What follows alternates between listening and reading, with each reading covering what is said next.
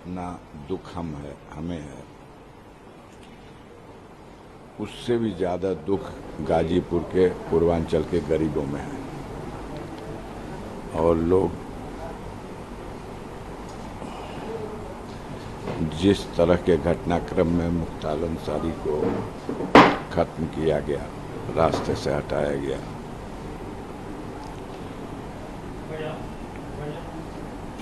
समय आएगा तो आप देखिएगा पूरी तरह से हमारे पास पुख्ता सबूत है कि उनको जहर दे करके मारा गया है। और एक दुर्दांत अपराधी को बचाने के लिए पूरी सरकार और उसकी मशीनरी इतना बड़ा षड्यंत्र कर सकती है, शर्म ही नहीं है। सब कुछ पटल पर है। सिर्फ एक बात पूछ लीजिएगा कि 26 तारीख को मुख्तार अंसारी को, जो न्यायिक अभिरक्षा में बांदा कारागार में थे, उनको मेडिकल कॉलेज क्या भेजा था? कोई सैर करने की तो जगह थी नहीं। सुपरिटेंडेंट कहते हैं हमने 2 बजे उनको भेज दिया क्योंकि हमें डॉक्टरों ने सलाह दिया। 3 डॉक्टरों के पैनल ने कहा कि इनकी हालत सीरियस है, इन्हें मेडिकल कॉलेज भेजा जाए। मेडिकल कॉलेज में उनको 3 बजे 3:30 बजे वहाँ एडमिट किया गया। हम लोगों को एक टेलीग्राम पुलिस के माध्यम से रात में 3 बजे के बाद थाने से आके दिया गया, रेडियोग्राम है कि आप तत्काल मेडिकल कॉलेज बांदा पहुंचिए, मुख्तार अंसारी की हालत चिंताजनक है और उन्हें मेडिकल कॉलेज में सुपरिटेंडेंट जेल ने भर्ती कराया। हम लोग गए वहाँ, वो जेल में हॉस्पिटल में भर्ती थे। उनसे मिलने का बहुत मुश्किल के बाद 5 मिनट का मौका दिया गया और 5 मिनट की मुलाकात में पहली बात उन्होंने कही, उन्होंने पहले से भी मालूम था और उस दिन भी पहली बात यही कही कि भैया ये जहर जो हमको खिला दिए हैं सब, उसका असर इतना बढ़ता जा रहा है कि हम मूर्छित हो जा रहे हैं और मुझे बहुत बेचैनी है, मेरा पेट में इतनी गैस बन रही है और शरीर की शक्ति खत्म हो गई है, दर्द बहुत है।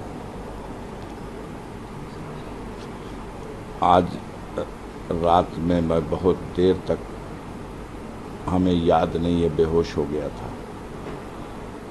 ये लोग उसी अवस्था में मुझे हॉस्पिटल शिफ्ट कर दिए। यहाँ आने के बाद जब ट्रीटमेंट शुरू हुआ, ऑक्सीजन लगी और ये सब, तो मैं होश में आया। हमने डॉक्टर से पूछा कि कैसे, कौन इलाज कर रहा, तो 2 लोग तो वो मेरे सामने लाए गए जो फार्मासिस्ट थे, और एक डॉक्टर जो आए उन्होंने बताया कि मैं सर्जन हूँ, हार्निया का सर्जन। उन्होंने कहा मुख्तार अंसारी के केस में क्या है?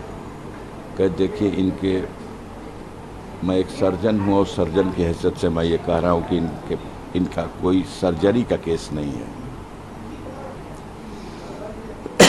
तो उसने अपनी बात ढकी अंदाज में कह दिया। मैंने कहा प्रिंसिपल साहब से बात करा दीजिए, मुलाकात करा दीजिए। बताया गया 10 मिनट बाद प्रिंसिपल साहब मिल लेंगे। 10 मिनट बाद कह दिया गया प्रिंसिपल साहब, मेडिकल कॉलेज के प्रिंसिपल, मिलेंगे नहीं, फ़ोन पे बात करेंगे। हमका फ़ोन पे बात करा दीजिए। 10 मिनट बाद फिर कह दिया गया कि नहीं, फ़ोन पे भी बात नहीं कर सकते। तो हमने कहा कि तो ठीक है, टेलीफोन नंबर उनका दे दीजिए। बताया गया कि नहीं, वर्जित है, यहाँ किसी का टेलीफोन नंबर कहीं किसी को नहीं दिया सकता। हमने कहा मेडिकल ऑफिसर है, मैं एक रिस्पॉन्सिबल पर्सन हूँ। हम लोगों को डायरी में लिख करके सूचना आयोग पूरे प्रदेश और देश भर के सारे अधिकारियों का नंबर खुद ही छप के देता है, और ये कौन सी गोपनीय चीज़ है कि वो अपना नंबर नहीं दे सकते। हम अगर चले जाए, मुलाकात का समय पूरा हो गया, तो हम बाद में ही उनसे पूछ लेंगे कि खैरियत क्या है मेरे भाई की। तो उन्होंने कहा सर नंबर नहीं दे सकते, हम लोगों को प्रतिबंधित किया गया। फिर हमने कहा कि एक रिक्वेस्ट मेरी है कि अगर आपके काबू करना हो तो समय रहते इसको कहीं रिफ़र कर दीजिएगा जहां इसका इलाज हो जाए। तो उन्होंने कहा कि हम उम्मीद करते हैं कि 3-4 दिन में हम इनको नियंत्रण में कर लेंगे, मतलब इनकी जो अस्वस्थता है उसको हम काबू में कर लेंगे। हमने कहा ठीक है डॉक्टर साहब, आप कर लीजिए, हम संतुष्ट हैं, लेकिन अगर आपको आभास हो कि अब मेरे हाथ से निकल रहा तो समय रहते हुए कहीं रिफ़र करिएगा। ऐसा ना हो कि आप ऐसे समय रेफ़र करें कि कहीं कोई जाके भी कुछ न लाभ मिले। तो उन्होंने कहा कि ठीक है, हम आपकी बात समझ गए। मैं मिल के वहाँ से आ रहा हूँ और 2 घंटे के अंदर उस डॉक्टर से लिखवाया गया कि ये मरीज फिट है। जांच के नाम पर एक्सरे और अल्ट्रासाउंड, न लीवर का टेस्ट हुआ, न आमाशय का टेस्ट हुआ। जहर कहाँ लक्षण मिलेगा? 2 ही जगह है, कोई टेस्ट नहीं। और न टेस्ट किया कोई बात नहीं, एक मरीज आ रहा उसको आईसीयू में रखते हैं आप, उसको किसी उंगली में ऑक्सीजन लगा है, किसी में नाक में वो, और कहाँ उसी दिन 11 घंटे के बाद वो बिल्कुल फिट है और उसी जेल में वापस गया है। तो न वो अपने पलंग पर बैठ सकता था और न पैरों पे खड़ा हो सकता था। उसको व्हील चेयर में डाल के डंगरा के चढ़ा दिए सब भेज। और ये जो 24 घंटा वहाँ रहे, फिर उन लोगों ने मीडिया को ब्रीफ किया, सूचना आयोग के लोगों ने, कि मुख्तार बिल्कुल फिट हैं, सारे जांच से वो कोई कमी नहीं, किसी चालाकी से इस तरह का एक कोई ड्रामा रचा गया था उनके बीमार होने का। कैसा ड्रामा? किसी के घर से तो एडमिट होने गए नहीं थे, हॉस्पिटल ने एडमिट किया है। और अगर वो ड्रामा था तो 24 घंटे बाद जो कुछ हो गया, ये क्या था? उसके ट्रीटमेंट का कुछ जो लाभ मिला, उन लोगों को शॉक हुआ कि ये तो बच गया है, हम लोग तो लास्ट स्टेज समझ के भेजे थे, तो बच गया, इसको फिर ले जाए, फिर ले जाके इतना लॉस कर दिया। जो घटना हुई है उसी दिन 3:30 बजे उसने, लगभग 3:30, 2-4-5 मिनट आगे, उसने अपनी बहू से फ़ोन पे बात की है और अपने बेटे से भी बात की। आप उसकी आवाज़ देख लीजिए क्या है। ये नाटक है। और उसी आवाज़ में वो कह भी रहा है कि मेरी बॉडी मेरा साथ छोड़ रही है बेटा, मैं बैठने उठने लायक भी नहीं रह गया, मुझे बेहोशी आ जा रही है। कुछ देर बेहोश हो जाता था, फिर होश में आता था, और उसको नाटक माना जा रहा है। जब वो मुंह से खून फेंक दे रहा और मर जा रहा, तो उसको आप ले जा करके हॉस्पिटल में नाटक करके फोर्स चारों तरफ लगा के, और कि इलाज हम कर रहे हैं, और उसको घोषित करा रहे हैं कि हार्ट अटैक हो गया। कहीं अगर भगवान है तो हम आप देखें या न देखें, वो तो देख रहा है कि कितनी निर्दय होकर के इन लोगों ने उस व्यक्ति को, वो हट्टा खट्टा गुड पर्सनालिटी का आदमी है, मुझसे 10 साल छोटा है, मैं उसका 10 साल बड़ा हूँ, मेरे सामने। क्वेश्चन है साहब, क्या सरकार मनमानी कर रही है? किसी को अगर ये नियमानुसार लग रहा है तो लगे। आम जनता तो इसे मान रही है कि बिल्कुल मनमानी करके, दुरुपयोग अपने अधिकार का करके, साजिश करके दुर्दांत अपराधी को बचाने के लिए इनकी हत्या की गई है। इसका राजनीतिक लाभ भी, अब अभी राजनीतिक लाभ तो क्या मिलेगा उनको? वो तो आएंगे तो अपना बुलडोजर लेके आएंगे, कहेंगे कि हमने मिट्टी में मिला दिया। अब हमारे धर्म के अनुसार किसी की मौत होती है तो उसको मिट्टी में दफन किया जाता है, और मिट्टी में दफन होने की प्रक्रिया को अगर कोई कहे कि मैं मिट्टी में मिला दिया, हमारे हिंदू भाई जब मृत्यु हो जाती है तो उनको उनका दाह संस्कार किया जाता है। अब कोई कहे कि हम तो इसको आग में जला दिया, तो ये तो जले पे नमक छिड़कना है और क्या है। ये तो एक प्रक्रिया और परंपरा है, धार्मिक रीति रिवाज है। आप लीगल बैटल में जा रहे हैं? जाएंगे भैया, हम अपने लीगल टीम से मशवरा करेंगे। अभी तो हम लोग इस हालत में ही नहीं, मरमाहत है, पूरा परिवार है, न पिया है, न कहीं नहाया है, न धोया है, न शौच हो चुके हैं। कोई लाश आ रही, खबर तो उसी दिन आ गई ना कि मौत हो गई। जो ओवरऑल सिचुएशन बनाता है, जैसे अब्बास पार्टिसिपेट नहीं कर पाए इसमें, अब्बास के लिए जेल में है, नियम है कि पेरोल मिलना चाहिए, तो पेरोल शासन दे सकता है, अब्बास को नहीं मिलेगी। डीएम दे सकता है, अब्बास को नहीं मिलेगी। न्यायालय का सहारा था, न्यायालय में डाली गई दरखास्त। हाई कोर्ट के जज साहब बैठे ही नहीं, दूसरे जज के यहाँ फाइल गई तो उसने कहा कि हम सिर्फ अपने न्यायालय की फाइलों को सुनवाई करेंगे, दूसरे जज की के यहाँ से ट्रांसफ़र जो आई हैं फाइलें उनको नहीं देखा नहीं। सुप्रीम कोर्ट में चीफ जस्टिस के यहाँ एक डाली गई अर्जेंट में कि बेंच में सुनवाई को न डाल करके अर्जेंट मैटर मान के इसको रात में ही सुनवाई करा ली जाए। तो चीफ जस्टिस साहब ने कहा कि वो उस नियम के अंतर्गत ये विषय नहीं आता, ये रिट लाइए और बेंच सुनेगा। तो मिट्टी तो आज हो गई, अब बेंच सुन करके भी क्या करेगा। अच्छा, ये जो परिस्थितियाँ बनी कि मतलब पत्नी भी नहीं आखिरी बार देख पाई, नहीं देख पाई। मुख्तार की बहू वो आई है अब्बास की पत्नी। अफशां के विरुद्ध पहले ही से वारंट है और वो इनाम भी घोषित कर दिया गया है। ऐसी परिस्थिति बनाई जा सकती है, ये भगवान न करे कि कभी किसी दुश्मन के ऊपर भी आए कि उसका सुहाग उजड़ जाए, वो अपने सुहाग का दर्शन भी न कर सके, किसी के ऊपर न आए। लेकिन हुआ ऐसा, क्योंकि अब वो जहाँ कहीं भी होगी हमारे धार्मिक रीति के हिसाब से अब 4 महीने की तो इद्दत बढ़ाएगी। उसके बाद हो सकता है कोर्ट के सामने आए। वो अपनी एंटीसिपेटरी बेल के लिए हाई कोर्ट और सुप्रीम कोर्ट का भी दरवाज़ा खटखटाई है। देखिए, तमाम तरह कानून में विंडो होती हैं, किन्हीं विंडो से अगर उन्हें राहत मिल जाए तो ठीक है। यानी आज की स्थिति में, सिचुएशन में तो यही है कि न्यायालय ने उनको बुलाया है, वारंट दिया है और इनाम घोषित कर दिया है। एक तो आपका लीगल बैटल का ऑप्शन है, दूसरा जो है आप चुनाव में भी जा रहे हैं। चुनाव में तो हमने आपको बताया कि मेरा परिवार आज हमारे से राजनीति में नहीं जन्म हुआ है।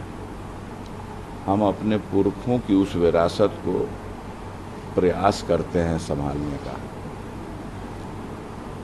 हमारे पुरखे थे डॉक्टर मुख्तार अहमद अंसारी, ये तस्वीर लगी है उनकी।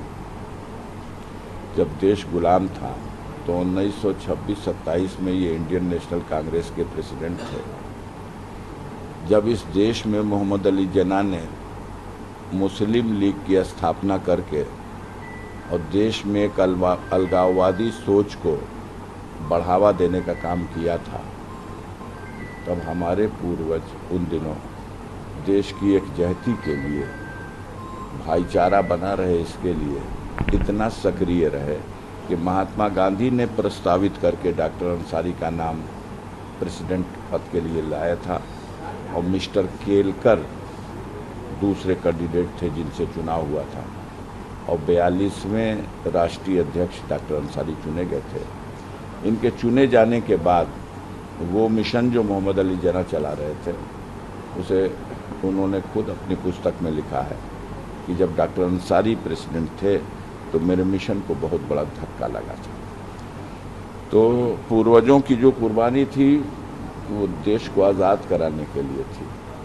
हम फ़ख्र से कह सकते हैं कि हमसे पहले भी हमारे परिवार में डॉक्टर शौकतुल्लाह अंसारी राज्यसभा के भी एमपी रहे, लोकसभा के भी एमपी रहे। फरीदुल हक अंसारी जो प्रजा सोशलिस्ट पार्टी के फाउंडर थे वो 2 बार राज्यसभा के एमपी रहे। हमारे पूर्वजों में हम तो बिल्कुल इस दौर की कड़ी हैं, पहले इससे बहुत शानदार इतिहास है। डॉक्टर अहमद साहब थे जो केरल हाई कोर्ट के चीफ जस्टिस के पद को सुशोभित किए। आसिफ अंसारी साहब थे जो इलाहाबाद हाई कोर्ट के जस्टिस थे। ब्रिगेडियर उस्मान साहब थे जिन्होंने मातृभूमि की रक्षा में कश्मीर की सीमा पर मोहम्मद अली के जिना के प्रस्ताव को ठोकर मार दी और भारतीय सेना के नायक की हैसियत से नौशेरा घाटी और झांगर घाटी को फिर से भारतीय सेना को जीतने में सफलता दिलाई और कुर्बान हो गए। उन्हें मरने के बाद महावीर चक्र मिला। एक शानदार इतिहास है। और आपका भी खुद का भी एक जीत का ट्रेंड रहा है। हम और तो उसके बाद एक हालात ये बने कि आपको लूज करना पड़ा अपना मेंबरशिप जो है पार्लियामेंट का। तो अब जो हालात बने हैं उन हालात में जब आप लोकसभा चुनाव में जा रहे हैं उससे पहले आपके साथ काफ़ी चीज़ें हो चुकी हैं। आपकी सदस्यता गई, आपके आयोग बना दिए गए। हाँ, और उसके बाद अभी ये घटना हो गई। उसी का परिणाम ये था कि मेरी सदस्यता जिस षड्यंत्र के तहत जिस केस में मुझे सजा कराई गई उसका आधार केस जो था वो केस छूट चुका है, लेकिन फिर भी मेरी सजा हुई तो उस सजा के आदेश की आलोचना करने का तो कोई मतलब नहीं है, उसकी अपील करने का रास्ता है। कानून में हम अपील में गए, अपील में मुझे जमानत भी मिली और माननीय सर्वोच्च न्यायालय ने गाजीपुर की कोर्ट से मेरे विरुद्ध सजा के दिए गए उस 4 साल के आदेश को मेरी अपील के निस्तारण तक के लिए सस्पेंड कर दिया। तो मैं अपने पद पर पदस्थापित भी हो गया। लोकसभा से अधिसूचना जारी करके मुझे फिर से सांसद का पद और दूसरी तरफ चुनाव आयोग की अयोग्यता भी समाप्त हो गई, मैं योग्य हो गया। उसी का परिणाम है कि भारतीय जनता पार्टी गाजीपुर में कैंडिडेट का नाम अनाउंस नहीं कर पा रही, क्योंकि वो तो सोच लिए थे कि ये तो अब लड़ना नहीं है इनको, तो जब इनको लड़ना नहीं है तो चलो कैसे भी कर लेंगे। लेकिन अब उनके लिए एक बड़ी चुनौती है। हमारे बाजू की सीट है, नरेंद्र मोदी जी चुनाव लड़ते हैं, सारे बड़े दिग्गज उनके यहाँ हैं और घबराहट है, परेशानी है। सारे षड्यंत्र उसी के लिए थे कि मुझे लड़ने योग्य न रखने दिया जाए। मैं लड़ने योग्य भी हो गया और गाजीपुर की जनता इतने मूड में है कि इस बार सारा रिकॉर्ड टूट जाएगा, कैंडिडेट चाहे जिसको लाए। क्योंकि जुल्म अत्याचार तो सरकार अपने तंत्र का दुरुपयोग करके कर सकती है, लेकिन ये जो जनता है, ये जो गरीब लोग हैं, ये हमेशा सत्य के पक्ष में खड़े होते हैं। और देख लीजिएगा गाजीपुर का अंदरूनी रहस्य यही सामने आएगा कि ये अंदर की बात है, गरीब हमारे साथ है। और चुनाव का परिणाम गाजीपुर का मोदी जी को शर्मिंदा करेगा। लड़ रहे हैं बगल में वो भी, हम भी लड़ रहे हैं। देखिएगा, लाएं कैंडिडेट, पहले लाएं। उनका दावा तो 400 के पार जा रहा है। हाँ भैया, वो लोग 400 के पार है, यहाँ 80 में 80, लेकिन पूर्वांचल में औकात नापने भर हैं हम। बोल रहे हैं सर कि हाँ 370 बीजेपी का और 4 भैया एकदम चकाचक है, उनकी सारी गिनती सही है। लेकिन आप एको बार मत पूछिएगा कि जब आप 370 पा रहे हैं और के बाद 40 ठो 30 ठो पा रहे हैं, तो क्या ज़रूरत है जो आपको कह रहा था कि कटोरा लेके भीख नहीं मंगवा दूंगा तो असल बाप का बेटा नहीं। कहने वाला था कोई? कहाँ है? क्यों उसके चरणों में गिरे? क्या ज़रूरत है संजय निषाद को? क्या ज़रूरत है जिसको आप कहते थे कि ये परिवारवादी पार्टी है, चौधरी चरण सिंह के से शुरू हुई, उनके बेटे अजीत सिंह पे आई, उनके बेटे जयंत चौधरी पे है। आज जयंत चौधरी के चरणों में बैठने की क्या जरूरत है? अगर 400 के पार है तो नीतीश कुमार के लिए तो दरवाज़ा बंद था, लेकिन दरवाज़ा खुल कैसे गया? अगर 400 के पार का सवाल है तो चाहे उपेंद्र कुशवाहा हो, चाहे जीतन राम मांझी हो, ये क्या हो रहा है? एक तरफ नीतीश कुमार और दूसरी तरफ मोदी जी के हनुमान पासवान साहब। तो ये सब एक बात है कहने की, दिखाइए नहीं देते, क्योंकि निराश हो गए, मायूस हो गए हो कि इस दौड़ और रियाज का कोई मतलब नहीं है, ये सरकार कोई सर्विस देने वाली नहीं है। लोकसभा चुनाव पूर्व विधायक मुख्तार अंसारी जी के साथ इसको लेकर अभी लोकसभा चुनाव में भी क्या समाजवादी पार्टी भी इस पर मुखर है? और चुनाव में देखिए, अभी हम लोग उस तरफ नहीं जा सके, हम सब मर्माहत हैं।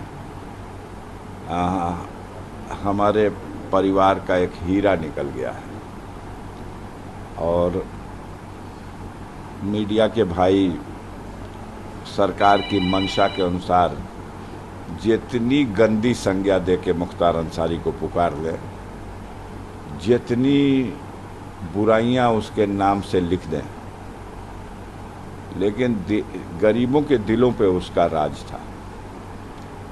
मुरली मनोहर जोशी भारतीय जनता पार्टी के राष्ट्रीय अध्यक्ष रहे हैं, चोटी के बहुत बड़े नेता रहे हैं, और बनारस की धरती पर मुख्तार अंसारी और मुरली मनोहर जोशी का लड़ाई हुई थी, बहुत मामूली से वोटों से। 2 विधानसभा में, रोहनिया विधानसभा और सेवापुरी विधानसभा, दोनों जगह मुख्तार जीते थे और मुरली मनोहर हारे थे। शहर जब आया तो शहर में कैंट मुरली मनोहर जोशी को जीतना था, जीते, लेकिन उत्तरी दक्षिणी उस समय एक समद साहब एमएलए होते थे सपा के, और वो सारी ताकत लगा दिए लोग, नहीं तो एक सीट उत्तरी हम लोगों को और लीड होनी थी, वो हमारी लीड नहीं हो सकी। और 1 बजे के बाद जो कांग्रेस पार्टी के उम्मीदवार थे, राजेश मिश्रा या और भी जो कोई उम्मीदवार थे, ये लोग खुद ही कहने लगे फूल को वोट दे दो, फूल को वोट दे दो, नहीं जीत जाएगा मुख्तार। अब अगर लोकप्रिय नहीं था तो क्या उसका दबदबा था? जब वो जेल में है, वो जेल में लड़के लड़ा था, कोर्ट ने, हम लोगों के वकील ने दरखास्त दी तो कोर्ट ने कहा था कि आपने 10 दिन का पेरोल मांगा है, हम इसको 3 दिन के पेरोल देने पे विचार करेंगे, आप एप्लीकेशन दुरुस्त करिए। 3 दिन के पेरोल की एप्लीकेशन दी गई, तब उन्होंने कहा 2 दिन का। बहस सुन के जजमेंट रिजर्व किया, 2 दिन का पेरोल मिल गया होता तो मुरली मनोहर जोशी सब होने के बाद भी हार जाते। हम लोगों ने रोड शो का मैप तैयार कर लिया था, किस तरह से उसको सिर्फ एक रोड शो करा देंगे 2 दिन में 5 विधानसभा में। घोसी लोकसभा क्षेत्र, अपने जमाने के कद्दावर नेता रहे हैं कल्पनाथ राय, काबीना मंत्री रहा करते थे, श्रीमती इंदिरा जी के बहुत खास मंत्रियों में से थे। और काबीना मंत्री कल्पनाथ राय के खिलाफ 1995 में मुख्तार इसी घोसी लोकसभा सीट से चुनाव लड़ गया और 3 विधानसभा में उनको हरा दिया। उस समय सगड़ी भी इसी में था, और हारे कहाँ? मऊ सदर से हार गए, मऊ सदर विधानसभा में, और गोहना मोहम्मदाबाद में वो हार गए, और 3 जगह जीत करके भी उनके मुकाबले 12,000 वोट से हार गए, जेल में थे। और कल्पनाथ राय बहुत बड़ी हस्ती थी उस धरती के लिए। तो इस तरह की स्थिति है। अब हम उसको कितना भी कीचड़ फेंकें, अगर हमारे कीचड़ फेंकने का उन मत देने वालों पे असर होता तो एक आदमी जेल में है और 4 बार विधानसभा का चुनाव जीत रहा है, पर्चा भरने भी नहीं आता, उसका एजेंट जाके जेलर से दस्तखत करा के पर्चा भरता है और जनता उसको वोट दे के जिताती है। मत स्वीकार करे कोई संज्ञा आप दे सकते हो, हम मानते हैं कि मुख्तार अंसारी को कोई शंकराचार्य नहीं मानेगा, लेकिन जितनी बदनामियां हैं उसकी कभी समीक्षा आपने नहीं की। अब तो वो दुनिया में नहीं है। हम आपको कहते हैं और साधारण ढंग से कहेंगे तो आप उसे गंभीरता नहीं लेंगे, इसलिए चुनौती दे के कहते हैं मीडिया को कि अब तो मुख्तार मर गए, कहानी बंद। लेकिन आज की डेट में जो आप रोज लिखते थे कि 60-65 मुकदमे उसके खिलाफ हैं, आप सिर्फ इतना मांग लो कि जो जितना भी 60-65-70 जितना मुकदमा बता रहे हो, इनमें कई मुकदमा ऐसा है जो मुख्तार के जेल में जाने से पहले का उसके ऊपर है। मांग लीजिए, आज की डेट में 99% वही मुकदमे हैं जो मुख्तार जेल में है, और जेल में रहने के दौरान उसके ऊपर बाहर से लिखे गए हैं कि मुख्तार ने साजिश करके ये कर दिया, ये करा दिया, ये कर दिया, ये करा दिया, ये। तो भाई आपकी कागज़ है, आपकी सरकार है, आपकी कलम है, जो चाहे लिखवा दो। जेल में एक आदमी है 18.5 साल हो गया लगातार, 25 अक्टूबर सन 2005 को जेल में गए। अब 6 महीना बाकी है 25 अक्टूबर को, 18.5 साल। और इसके पहले 2 बार में और मिला के वो 3.5 साल और जेल में रहे। एक बार दिल्ली में टांडा का मुकदमा उनके ऊपर कायम हुआ, पंचकूला से उन्हें पकड़ा गया था और दिल्ली में टांडा में लाके बंद कर दिया गया था। 2.5 साल बंद रहे। जब टांडा खत्म हुआ तब भी निकल पाए। एक बार और, तो वो कुल मिला के अपने जीवन का 24 साल तो जेल में ही बिता दिए। और 24 साल जेल में बिता दिए। अगर आप लोग सुबह से आए रहे होंगे तो आपको आभास हुआ होगा कि ये किसी रैली के लिए जुटाई गई भीड़ नहीं थी कि गाड़ी घोड़ा ट्रैक्टर और बस और खाने का पैकेट और किसी को सुविधा और किसी की ठेकेदार के माध्यम से बुलाया गया। सब अपने भागे चले आए हैं, धक्का खाए हैं, कल से ही देख रहे थे, धक्का खा रहे हैं, लाठियाँ।